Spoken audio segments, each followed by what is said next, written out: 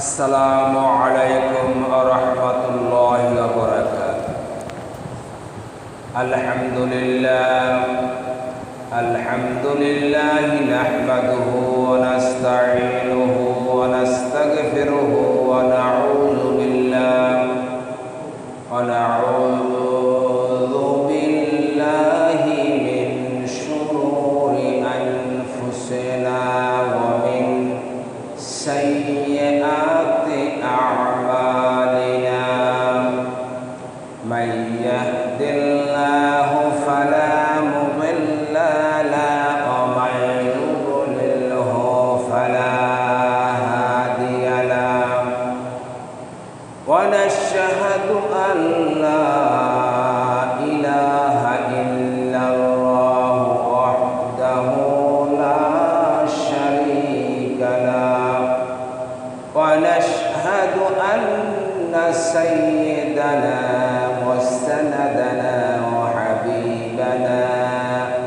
وحبيبنا ومولانا محمدا عبده ورسوله الذي أرسله بالحق بشيرا ونذيرا وداعيا إلى الله بإذنه وسراجا وقمرا منيرا. فقد قال الله تعالى في كلامه المجيد وفي فرقانه الحميد. شكرا الله شكرا. أعوذ بالله من الشيطان الرجيم. بسم الله الرحمن الرحيم. إن الله وملائكته يصلون على النبي يا أيها الذين آمنوا صلوا عليه وسلموا تسليما. اللهم صل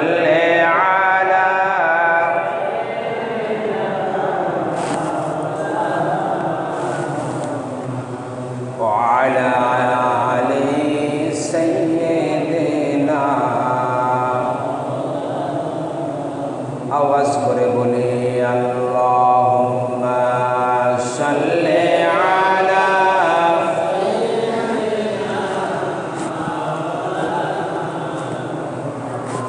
وعلى آل سيدنا.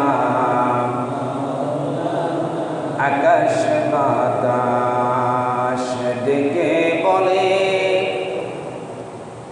আজকে মোদের খুশির দিন।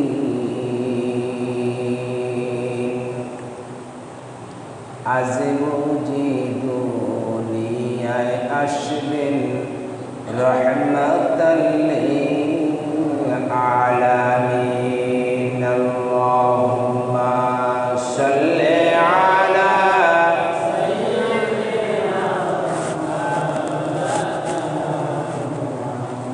وعلى آل سيدنا. পবিত্র মাহে রবিউল আউয়াল মাস জানেন, 10ই রবিউল আউয়াল হুজুর পাক সাল্লাল্লাহু আলাইহি সাল্লাম পৃথিবীতে আসলেন। ফেরেশতারা ডেকে বলেন আজকে মোদের খুশির দিন। আজ বুঝি দুনিয়ায় আসবেন সাইয়্যিদুল المرسلين اللهم صل على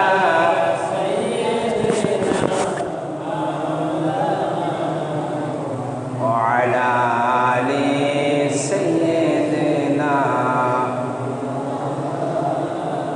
قرن সবাই بلغ العلا بكماله كشف الدجى بجماله سنت جميع خصاله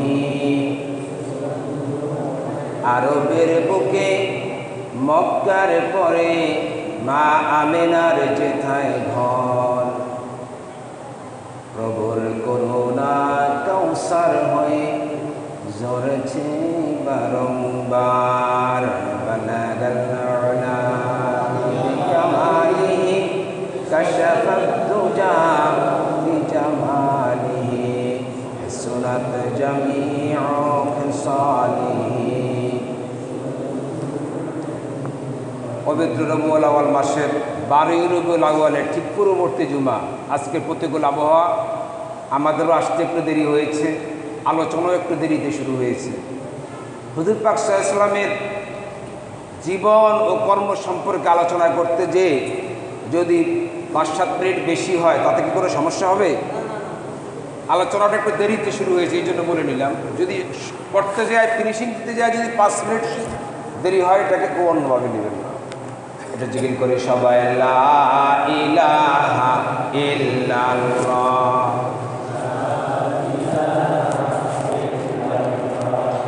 লা ইলাহা ইল্লাল্লাহ লা ইলাহা লা ইলাহা ইল্লাল্লাহ মুহাম্মাদুর রাসূলুল্লাহ সাল্লাল্লাহু আলাইহি ওয়াসাল্লাম। আলহামদুলিল্লাহ সুম্মা আলহামদুলিল্লাহ। সমস্ত প্রশংসা, সমস্ত নেয়ামতের শুকরিয়া। যেহেতু নেয়ামত কার পক্ষ থেকে আসে?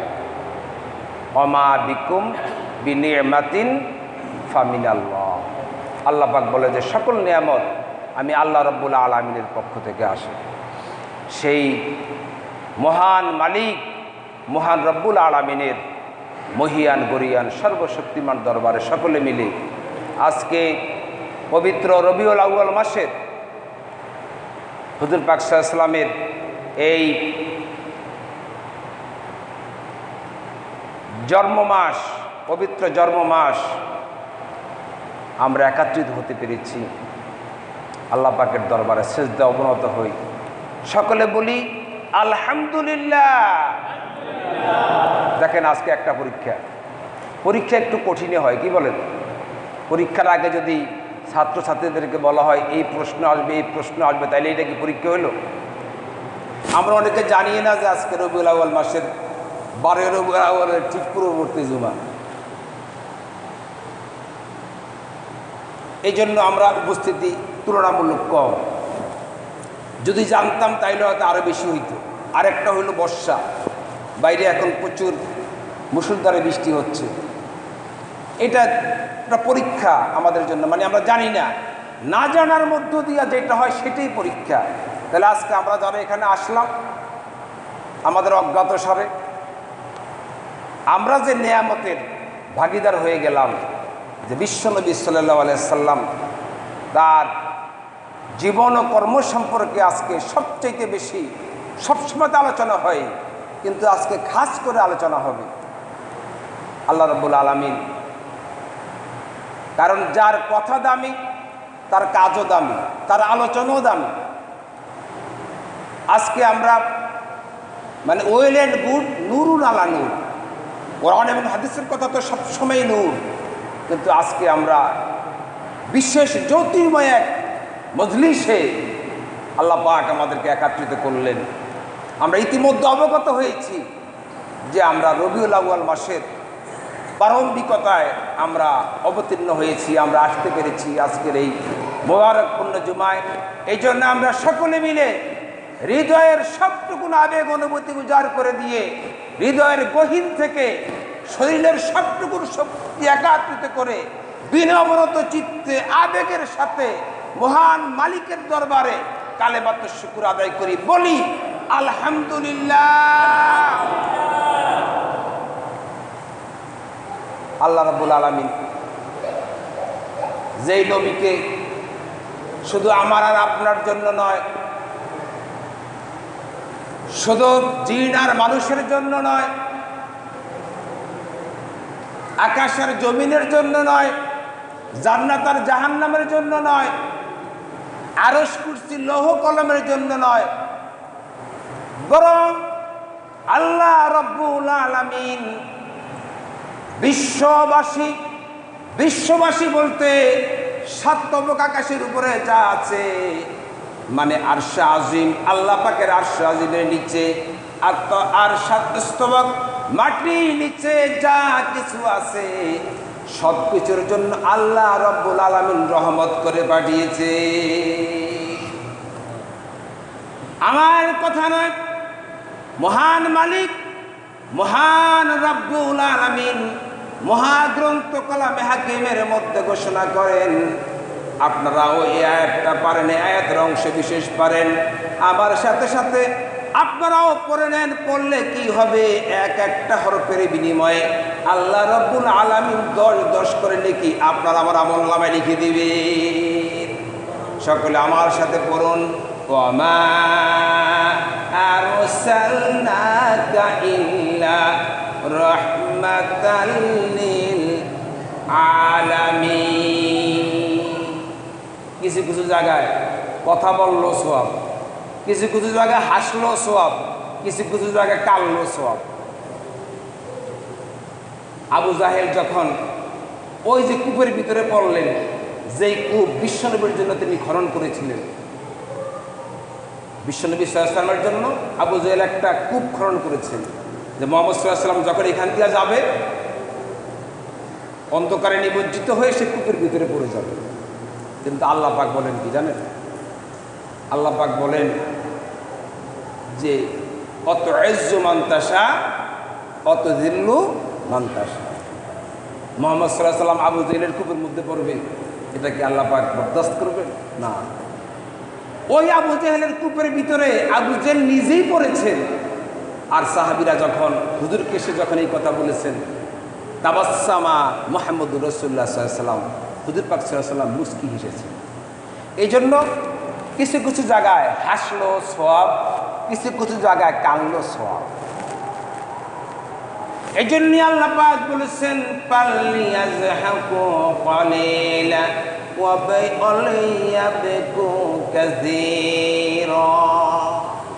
হাসবা কম, কাঁদবা বেশি। কাঁদলে খোদা রাজি হয়, কাঁদলে আল্লাহ পাক খুশি হয়।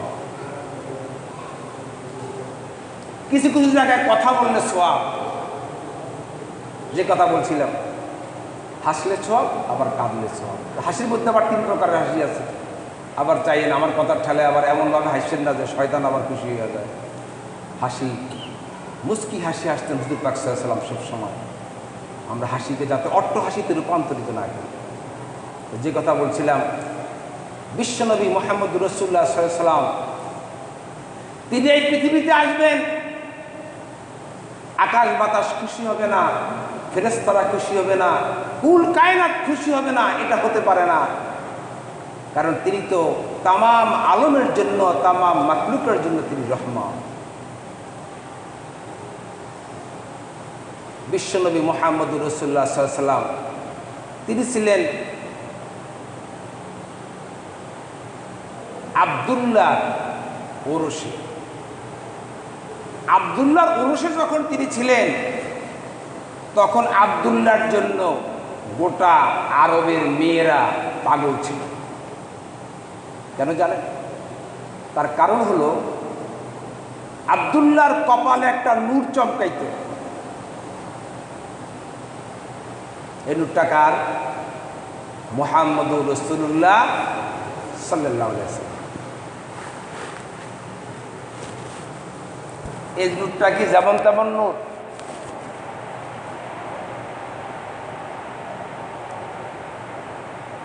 পূর্ণিমার 14 তারিখ দিবাগত রাত্রে যেটাকে আমরা পূর্ণিমার চন্দ্র বলি, পূর্ণিমার চন্দ্র হুজুর পাক সাল্লাল্লাহু আলাইহি সাল্লামের কাছে হার মাইনা যেত।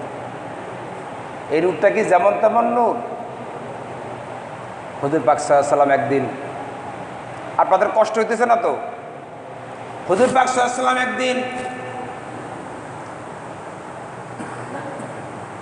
ফাতেমা রাদিয়াল্লাহু তাআলা আনহা হুজুর পাক সাল্লাল্লাহু আলাইহি সাল্লামকে জিবরাইল আমিনকে চাচা বলে, চাচা।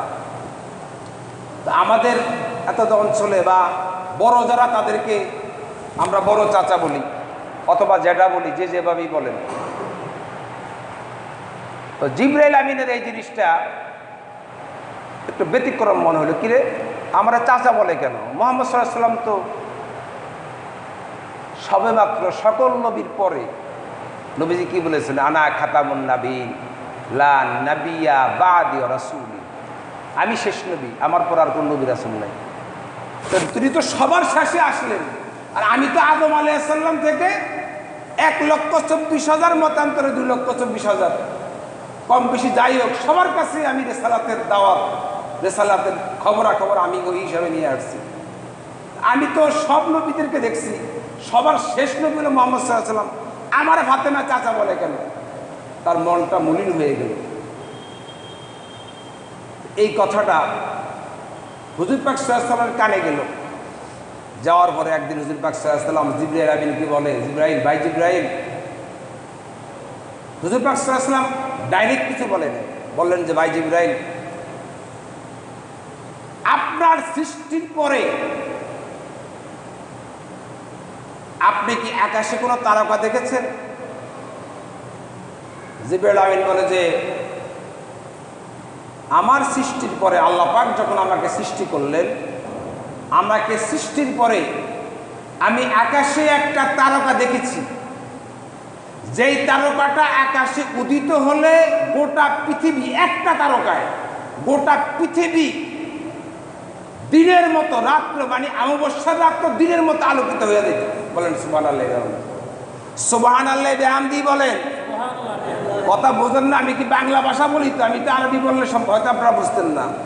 জিবরাইল বলতেছে ওই তারকাটা উদিত হইলে গোটা পৃথিবী অমাবস্যার রাত্র মনে হইতো যে মানে চৈত্র মাসের মানে দিনের আকাশ, দিনের চৈত্র মাসের দিন, সারা দুনিয়া আলোকিত হয়ে যেত। বিশ্বনবী বলেন, ভাই জিবরাইল, এই তারকা আপনি কতবার দেখেছেন? মতান্তরে জিবরাইল আমিন বলেন, এই তারকাটা একবার উদিত হইত,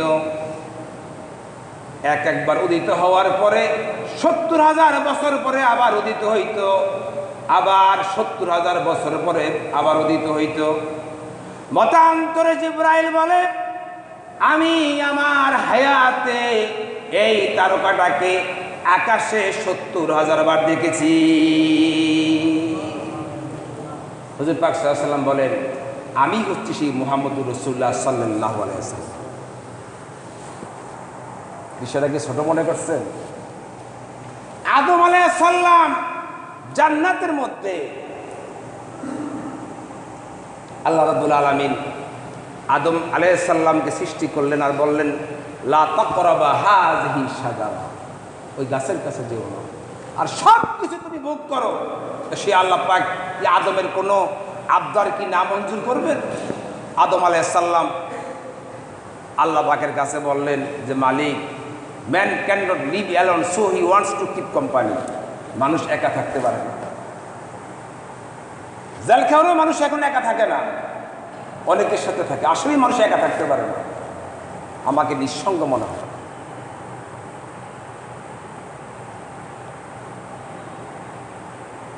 আল্লাহ রাব্বুল আলামিন আদম নবীর দোয়া কবুল ও মঞ্জুর করেছেন।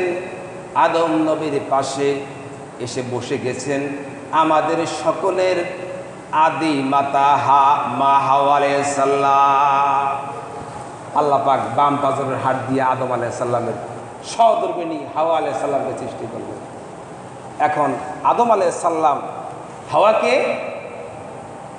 বিশ্বের ইতিহাসে সর্বশ্রেষ্ঠ সুন্দরীদের ভিতরে অন্যতম সুন্দরী হচ্ছেন হাওয়া আলাইহিস সালাম। আপনি কি যেমন তেমন মনে করছেন?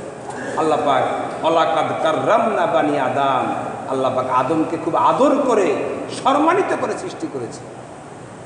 হাওয়া আলাইহিস সালাম যখন বাবা আদমের পাশে বসে গেছেন, বাবা আদম মা হাওয়া আলাইহিস সালামকে টাচ করতে চায়, স্পর্শ করতে চায়, আল্লাহ রাব্বুল আলামিন ঘোষণা করে দিলেন, ডোন্ট টাচ উইদাউট হালাল। হালাল ছাড়া স্পর্শ করা যাবে না। আপনারা হালাল যে বিয়ে শাদী হয়, এটার মাধ্যমে আমরা শরীয়তের নিয়ম অনুযায়ী আমরা বিয়ে শাদী করি।